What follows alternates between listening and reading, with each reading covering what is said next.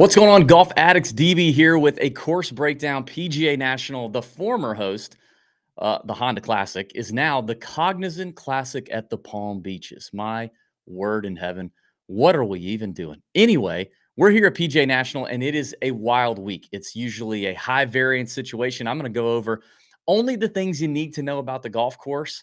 Nothing that you don't. I'm not going to bore you with all this other BS that a lot of people talk about. Forget it. And I'm going to share my screen, and I'm going to show you on Bet the Number how the course has played over the last 5 years and some key things to point out, as well as open up the custom model. And I've got a handful of names. I'm doing a little different today. I've got the custom DB's early custom model built out on Bet the Number since the field was loaded on Friday. And I've got a handful of names favorited that I want to just bring your attention to, because I think each of them have an interesting storyline. I'm probably not going to get to all of them, but we're going to get to a handful of them. And I'm going to give you a couple of interesting caddy nuggets that we've gotten in the last couple of years about this golf course that are contrary to what you are going to read and what you're going to see in a lot of course preview videos this week. We'll see who's right. All right, let's get into it. So let's start off by just covering the basics. It's PGA National, Palm Beach Gardens, Florida, the first event of the Florida Swing. It's been here for a long, long time. Hate to see the Honda go. Don't have any clue what Cognizant is. It sounds like a wiener medicine, some kind of dick upper. If you need to be, if your wiener's less cognizant and needs to be more cognizant, have one of these pills. But you could have, heart attack. You could have Alzheimer's immediately, and even in your 20s, and your insides could turn out. But I don't know what it is. It's a Fazio original with the Jack Nicklaus redesign. It's a par. Actually, I think, it's a par 70. Is it par 70? I think, par 70, 71.25. So not a super long course, but boy, there is a ton of water comes into play on like 15 holes for the most part. And really water and wind, that is the defense of this golf course for sure. Now, I do think there's one interesting scorecard change. Let's see. Sorry, par 71 for the 2024. What was the I had a note. I thought there was a scorecard change. Hang on. Sorry. Let me get to this. Maybe I'm thinking about a different golf course. Yeah. That's probably the case. Yeah, I think I'm thinking about a different golf course. Anyway, excuse me. Sorry. No. Yeah, hole 10 is going to be a par 5. That's right. They're gonna use the back tee instead of just putting like a vehicle on it, some motorcycle or something, or a car. I think it's usually a car. So 10 is going to be a par 5 this year. So par 71. That I knew there was confusion there somewhere. So we're going to have the par 5 third on the front 9, and then 10 and 18 par 5s on the back 9. You've got a pretty juicy set of par 3s here. They're pretty difficult. The par 3s here are among some of the most difficult on the PGA Tour. Jack Nicklaus did some green renovation back in 2019, made them a little larger, and put in some different Bermuda grass. Pretty grainy, typical Florida Bermuda stuff here. Like I said, wind and water, the main defense of this golf course. If the wind is up, you can expect 10 to 12 under to win this thing. If the wind is a little more subtle, you can see what Chris Kirk did last year, won at 14 under. These are your past champions. Now, I will say this. The Tour Junkies have hit back-to-back-to-back champions here at what was the Honda, now the Cognizant. We hit Chris Kirk last year as the famous Pat Perry butterfly cocoon drawing on his face situation coming out of the betting funk and hitting Chris Kirk in the playoff over Eric Cole at 40-1. The year before that, I hit Sepp Straka at 150-1. He won at 10 under. The year before that, we both had Matt Jones on the card. He was the only player we both had on the card. He won at 12 under, shot a course record 61 in the wind that day. I think it was that Thursday. He won at 100-1. We've also hit 4 of the last 5 winners at this tournament. We did not hit Sung Jae in 2020, but I hit Keith Mitchell at 9 under at 150-1. You see, we've seen a lot of like bombs or favorites. Back in the day, it was like Justin Thomas, Ricky Fowler, Adam Scott. All favorites kind of would win here. Rory's won here, I think, pretty sure. But then a ton of triple-digit bombs like Straka, like Matt Jones, like Keith Mitchell. Padre Harrington in 2015 won this thing at 400-1. Russell Henley won at 300-1. Michael Thompson, remember him? He won here at like 300-1. We've really seen a wide array. Chris Kirk being in that 40-1 range, Sung Jae being in that 30-5, kind of in the 35 range, kind of that mid-tier is kind of an outlier. But there's a ton of variance at this golf course. Don't get it twisted. Tons of double bogeys, tons of big numbers, the wind, the conditions. It is a hard course, one of the hardest courses on the PGA Tour every single year. And if the wind's up, this thing can play like a major. Tons of of crapping in your own toilet this week. Your home toilet. If you're one of those people who like to you can't take a dump at Target. You got to be at home, and you're a tour player. You're probably at home this week. A lot of Jupe Life people, Palm Beach Gardens people, a lot of locals, a lot of sleeping in your own bed conversation this week. So just get ready for that. Already talked about the variance. There's a lot of hard holes here. Those par threes are tough. This is not the biggest. You're going to see it when I open up Bet the Number here in a second. We're going to look at the golf course. This is about avoiding big numbers. All right, let's actually do that. Let me share my screen. Let's open up the course page for the Honda. Let's see. All right. Oh, whoops. This is the wrong. Hold on. Wrong page. Hold, please. Let me get the other. Wait a minute. I don't even have it open. That would be my problem. Hold on. Here we go. All right, I'm gonna share this screen. Golly, you would think I would have this figured out by now, how to share my screen and do stuff, but I don't. We're gonna expand this to the last 5 years. Give me a little bit bigger sample size. We're on the course page on Bet the Number. Make sure you can see that. Yep, you can. Okay. So we're going to expand the last 5 years, and these are our averages. 60% fairways, that's basically tour average. 60% green and reg, that's under tour average. Scrambling's about average. 3-putt from outside 25 feet's about average. Less birdies than average, more bogeys than average. Par 3 scoring goes up. Par 4 scoring goes up a little bit. Par 5 scoring is about the same. When you think about off the tee here, it is not. I already said it's not really a long course. Now it's a par 71, 7,100 yards. It's technically now playing. It's a little shorter. Although I don't think it's really going to change the scores all that much. There's water everywhere, as we mentioned. Guys are going to club down.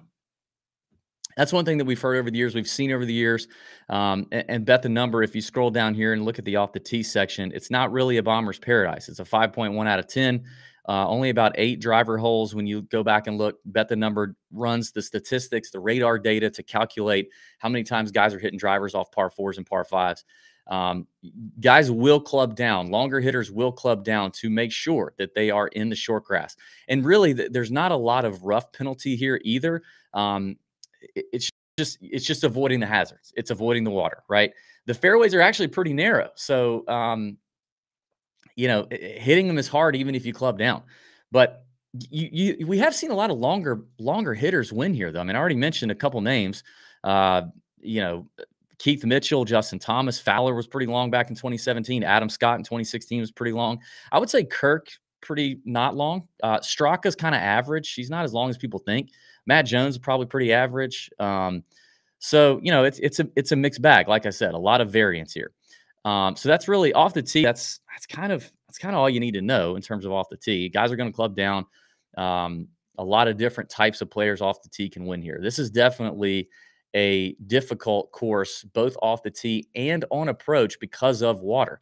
You see the green regulation number go down. That's despite the greens being expanded by Jack Nicklaus in the renovation because of the wind and the water situation. That is what happens. It's a tough second shot course, and it does get plenty of mid-iron action. Your mid-irons need to be dialed. Let's take a look at what the distance distributions have been last 5 years. Here we go.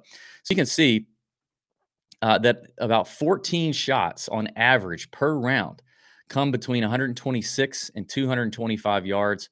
That's over the last 5 years. You can see all that right here. Most of them from the fairway, some from the rough. You can see the rough penalty. Not much concern there. You have a couple shots around over that 225 mark. Likely into those par 5s, but there's some beast par 4s again, especially into the wind. So your mid irons need to be ready to go. That's definitely, this is not a wedge fest. And with the green regulation numbers being a little bit lower than average, you are going to have to do something around the green. So as we look around the green on Bet the Number, we can see a pretty even shot distribution from around 7 around the green shots per round over the last 5 years come from just off the green to 30 yards. and it's a pretty even distribution between bunker, rough, and tight grass. I think having some experience chipping and being comfortable chipping off of grainy Florida Bermuda is going to be nice to have. Something I would probably be looking at. In fact, I don't think I need to probably factor that into my model. I can't remember if I did. I know I have chipping in there, but just Bermuda, Florida, Bermuda chipping. I'm not sure. I might have to make that adjustment. You're going to have to use your short game here a little bit. I mean, that's what Matt Jones did. You got to use your short game to save pars, to save big numbers, to turn doubles into bogeys, and to not compound mistakes, and obviously to take advantage of the par fives as well. That's something you're going to have to do. And then in terms of putting, it's not a putting contest for sure. Sometimes we get variance because it's a putting contest, and it's like who's going to make the putts, but we really don't see. It doesn't turn into that. It's a ball striking contest with a lot of trouble. But comfy Bermuda putters, and especially good putters inside that 10 to 12-foot range, will do quite well here. There's not a ton of undulation, not a ton of big slopes, not super tricky to figure out. Again, as long as you're comfortable on Florida Bermuda, I think that's good. So a couple things that are, and I like this feature on Bet the Number as we look at past performers. I've got it sorted to top five. We can look at the last five winners here. You can see a lot of green in the approach metrics. Matt Jones really crushed it around the green that year, but there were some pretty windy conditions there. You can see when it's not as windy, the last 2 years, it appears, strokes gained around the green goes down considerably for kind of your top contenders. Make the putts, and hit your irons really nicely. But if we expand that out to top fives, Eric Cole didn't have to rely a whole lot on chipping last year either. Tyler Duncan did okay, but not a ton of peak chipping, except like the Matt Jones, Mackenzie Hughes 2020 range. The weather's going to be important. That's obvious. So the weather's going to be important. That's going to be a good factor to take a look at. So before I open up the custom model, a couple things that we have heard from caddies over the years that are a little counter to what you may read. And, some of these things are just, they are kind of subjective. Despite your favorite tout person putting them in their article every week and making a convincing argument, a lot of this is subjective. Golf is subjective. It's a hard sport to nail down. It's a hard sport to handicap. What may suit one guy's eye for one reason to another guy, to another player, completely would disagree. I mean, we talk to players all the time, we talk to caddies all the time. And there are some things that they're all pretty set on, and there's some things that, they definitely differ on, and it feels different for each player on maybe on the same golf course and definitely on different golf courses. So, we take all these things with a grain of salt. The data is important. That's why we're happy to have our friends at Bet the Number. So before I get into that, I mean, listen, if you've not gotten involved with Bet the Number, it's an amazing platform, improving every single week. The live scoring stuff has been insane. The live scoring updates has been so awesome. We've used it to take advantage on Prize Picks, on Underdog, betting matchups, taking advantage of props on FanDuel and DraftKings a couple weeks ago, and this week as well for Mexico. You can scan the QR code if you're watching here on YouTube. There's also links in the description on the podcast and YouTube. You do not want to miss out on what Bet the Number's got cooking. I'm telling you, it's fantastic. Let me show you, actually. I'll just open up my screen to show you the live stats. So if you go to the tournament page, once they tee off on Thursday, you can go here and you'll see live tournament stats coming in, and you can break it down between round 1, round 2, round 3. You can see raw values. So if you want to know exactly how many strokes they've gained putting or how many birdies they've made, you can see how they rank in the field. That's important. And then you can click on that row and you can see that player scorecard. Let me look at Jake Knapp's round 3 scorecard. My God, 11 birdies is insane. You can sort this by however you want. You can also see live odds if you want. And these are all coming in directly from DraftKings. I can expand this, top 10, whatever I want to do. I can expand all that. This is an amazing tool. You can see the live updates going on right here, coming straight from PGA Tour ShotLink data. So it's good. We get it refreshed every 10 minutes. Very accurate. So yeah, I mean, just take advantage of what Bet the Number's offering. Okay. And I'm going to show you this custom model, which is about as custom as it gets. Now, they do throw out all the useless stuff. What's my guy done in January when it's below 40 degrees and gas is $3 a gallon? Let me go down that hole. Like there's a lot of unnecessary stuff that you can get trapped into doing. Bet the Number throws all that out, all those stats. Listen, Bet the Number has the shot link data, license from the PGA Tour. We get every stat the PGA Tour gets. We can filter it however we want. But the people behind the scenes at Bet the Number who are smart, who know how to do this stuff, who do it professionally at a certain level for the PGA Tour, know what stuff matters, what stuff is noisy, and what stuff is not. And so it's intentionally left out if it's no good. So that's something good to know. All right. So the two things I'm talking about, one involves chipping. Statistically, there are some, I think overall, as an average, this place shows that it's not that difficult to chip from. But what we've heard from a couple of different people, caddies, is that on some of the bailout spots, some of the places where you need to miss on key holes, it's actually pretty tough to chip around. That really being good at that grainy Bermuda stuff is going to matter. So that's just a little nuanced thing that I think is something to know. And then the second thing is, of late, there's this trend of kind of draw bias suiting this place, which is kind of weird. I mean, Jack Nicklaus has had his hand in this golf course. You could see certainly some guys who hit a cut play well here. But I mean, Chris Kirk, Eric Cole, 1 and 2 last year, certainly draw bias players. Sepp Straka is a draw bias player. Matt Jones is a draw bias player. So I mean, Ricky Fowler, when he won, was a draw bias player. It's interesting to see that it's actually maybe trending towards favoring that guy who may hit a draw. So I don't know, something to think about, something to know. All right, let's open up the model. I want to go over a couple of these names, then we'll get out of here. All right, so I've got the model here, and I've only showing my favorites because these are only just names I want to talk about, not necessarily my favorite players, but names I want to talk about. Before I do, let me show you. Well, this is DB's Cognizant model here, and if I show you the inputs, I've got strokes gained off the tee. I've got. Wait a minute, where's my? Hold on. Wait a minute. Hold up. Wait a minute. Let me put some in it. I think I messed up. Hold on. Let me go back to here.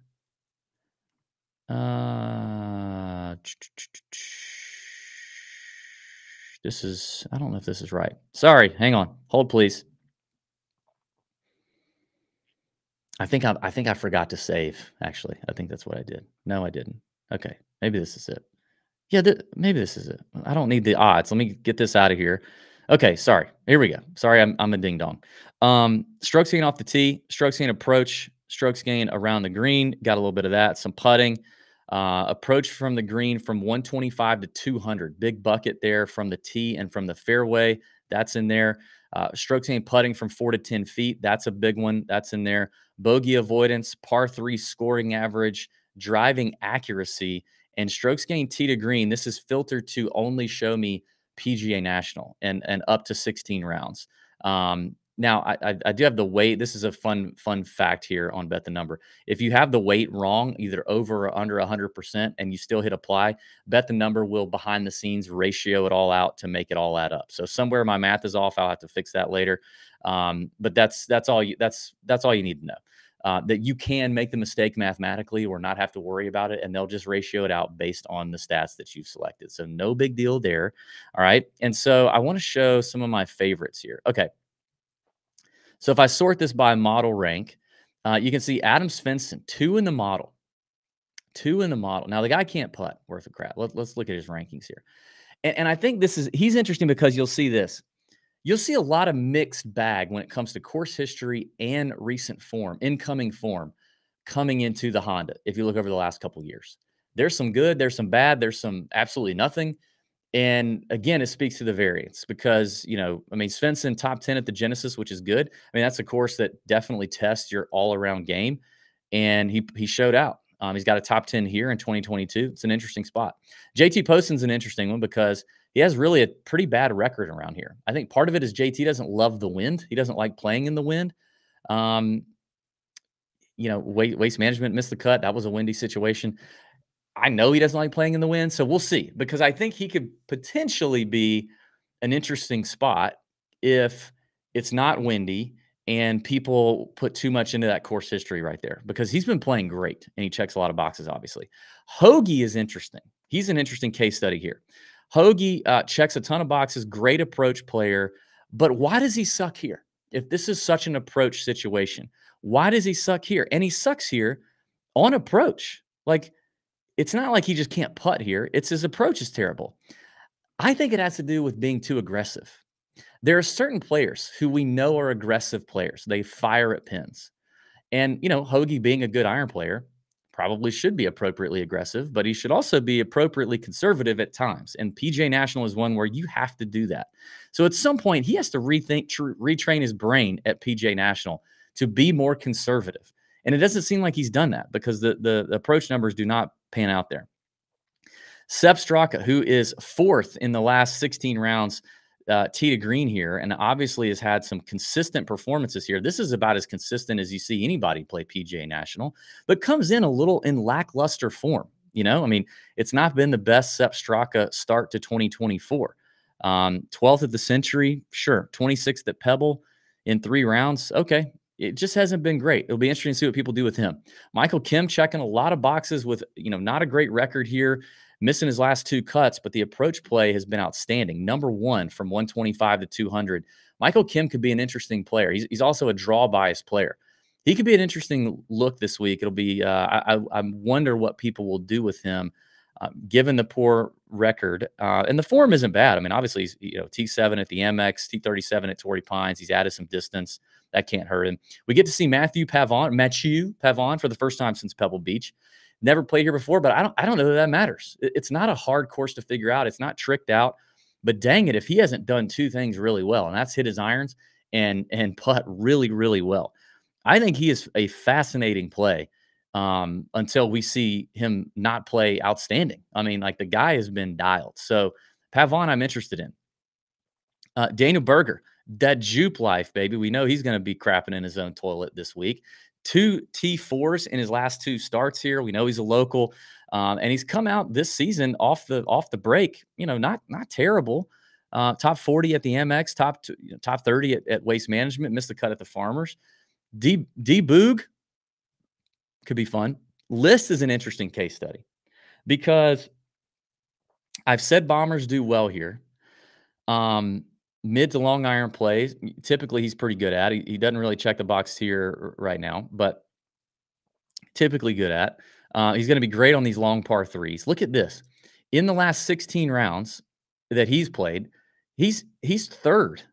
He's third tee to green. Now, a lot of that might be coming from his 2018 runner-up, but third tee to green. I mean, even in the last 3 missed cuts, like tee to green wasn't bad, right? Gaining strokes around the green, that was pretty much neutral. Gaining strokes around the green, gaining strokes on approach, off the tee, but 3 missed cuts. But look at the terrible putting. Now, that's kind of what we've come to know of Luke List, but the putting, has it improved? He's gained strokes putting the last 2 events, right? An amazing amount of strokes gained at the Genesis. Now, he's probably better on POA, but he lives here. Okay, he lives in Georgia. He plays at my course at Champions Retreat, so he's quite comfy on grainy Bermuda. I don't doubt that. I mean, we have grainy Bermuda. So Luke could be interesting pivot. What do we do with Doug Gim? Because Gim's going to check a lot of boxes. He's not a super long player, but the irons have been quite good. He's currently T20 in Mexico right now. That's the live update there on his where he stands on the leaderboard, but he's missed all 3 cuts here. The putter looks like it's also showing some signs of improvement maybe recently. I don't know how he's putting at Mexico, but we'll keep an eye out on Doug Gim. Who else I want to talk about? Shane Lowry's a local. I think he lives in this area or near this area. He's played really well, really consistent course history, a lot like Sepp Straka here, but not really shown much to start the 2024 season outside of the Farmers top 25. What will folks do with old Lowry? Johnny V's played here consistently and played well here consistently. He was popular in Mexico. We'll see how that turns out. Right now, he's sitting T43. Doesn't check a whole lot of boxes other than that. Sung Jae, what are we going to do with Sung Jae? Because he's played well here, but man, his form is bad. Fowler is obviously a past champ. He's not playing super great either. I think Matt Wallace is interesting, who's currently T6 in Mexico. Because I mean he doesn't rank highly in the model. That's why I selected him, is because these are kind of the guys down at the bottom of the model that might actually be interesting pivots. Wallace could be that guy if he's hitting it well in Mexico, which I think he is. He's got a good short game for the most part. T20 here in 2019. Again, there's a ton of mixed bag form and course history coming into previous top 10 finishers the last couple years at PGA National. So Wallace is interesting considering how well he's playing. S.H. Kim was the popular play. I can't believe he was as popular as he was for Mexico, and then he disappointed a lot of folks with a miscut, including myself. But a high upside player. Is he too aggressive? Potentially. He makes a lot of birdies and bogeys, and that may be because he's aggressive. He's a young player. These South Koreans, Siwoo Kim, SH, they tend to be aggressive types, so probably not a great spot for him. And then finally, we just got to throw him up there because everybody loves him. Min Woo, let him cook, huh? Everybody's so excited about Min Woo, and he doesn't even have a top 10 in 2024. He does have a T21 at the Amex. Disappointed at the Farmers. Thought he was a great fit for there. Thought he was a great fit for Waste Management. The guy still can't hit an iron, and I think that spells trouble for Min Woo. So, if you ask me, a popular Min Woo Lee, I don't really think I want much to do with this week. So that's an early look at the model. Hope everybody enjoyed the preview. Please click the like button if you're watching on YouTube. Drop a comment. Tell me what you think, who you like. Maybe, I don't know, something stupid. Tell me anything. Just put a comment in there. Subscribe to the channel if you haven't already. Okay. And check out our friends at Bet the Number. All right. That's it for me. Check out the podcast this week and have a great week. See you.